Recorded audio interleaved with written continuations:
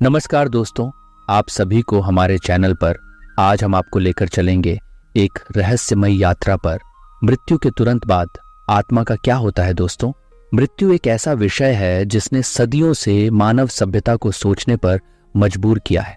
विभिन्न धर्मों, मान्यताओं और संस्कृति में मृत्यु के बाद आत्मा का क्या होता है, इस विषय को लेकर कई धारणाएं और रहस्य प्रचलित हैं। क्या मृत्यु के बाद कुछ होता है? आत्मा कहाँ जाती है? क्या आत्मा का अस्तित्व जारी रहता है या यह भी मृत्यु के साथ समाप्त हो जाता है? ये ऐसे सवाल हैं जो मनुष्य को गहराई से सोचने पर मजबूर करते हैं।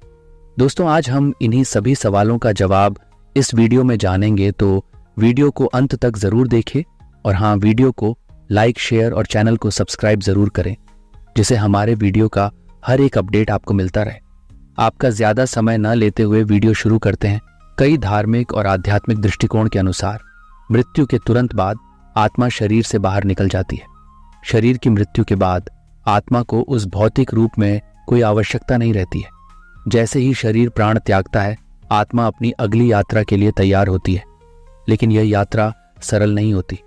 ये कई अलग अलग अवस्थाओं और अनुभवों से गुजरती है। मृत्यु के बाद आत्मा सबसे पहले शरीर को छोड़ती है। कई लोग यह भी दावा करते हैं कि आत्मा को मृत्यु के तुरंत बाद एक दिव्य प्रकाश का दर्शन होता है। यह प्रकाश अत्यंत तेज और आकर्षक होता है, जो आत्मा को अपनी ओर खींचता है। धार्मिक ग्रंथों में इसे ईश्वर या देवदूत के रूप में माना जाता है, जो आत्मा का मार्गदर्शन करने के लिए आते हैं।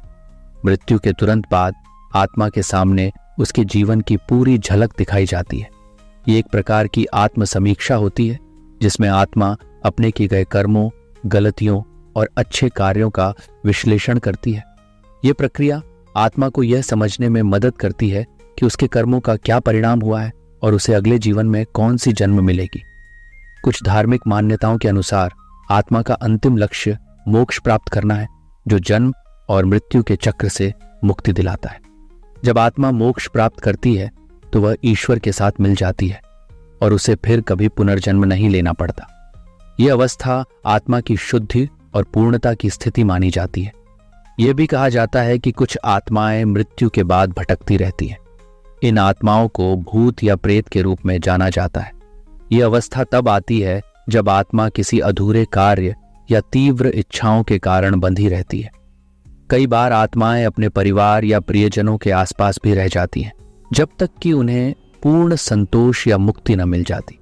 यह माना जाता है कि मृत्यु और पुनर्जन्म के बीच एक अंतराल की अवस्था होती है। यह अवस्था आत्मा के लिए विश्राम और ध्यान की होती है, जहां वह अपने पिछले जीवन का विश्लेषण करती है और अगले जीवन के लिए तैयार होती है। आत्मा को मृत्यु के बाद अपने कर्मों का फल भुगतना पड़ता है। ये एक प्रकार की आध्यात्मिक न्याय प्रक्रिया होती है, जहां आत्मा अपने कर्मों के अनुसार भविष्य की यात्रा तय करती है। धर्मों में इसे यमराज या अन्य देवताओं द्वारा संचालित न्याय प्रणाली के रूप में देखा जाता है।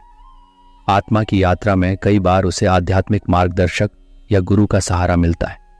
यह गुरु आत्मा को मोक्ष की ओर मार्गदर्शन करता है और उसे सांसारिक मोह माया से मुक्त करने में मदद करता है। यह अनुभव उन आत्माओं के लिए होता है जो उच्च आध्यात्मिक चेतना प्राप्त कर चुकी होती हैं। ईसाई धर्म, इस्लाम और कुछ अन्य धर्मों में मृत्यु के बाद आत्मा के लिए स्वर्ग और नरक की अवधारणा है।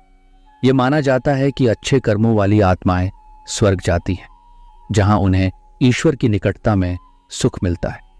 वहीं बुरे कर्मों वाली आत्माएं नरक में जाती हैं, जहां उन्हें अपने पापों की सजा भुगतनी पड़ती है।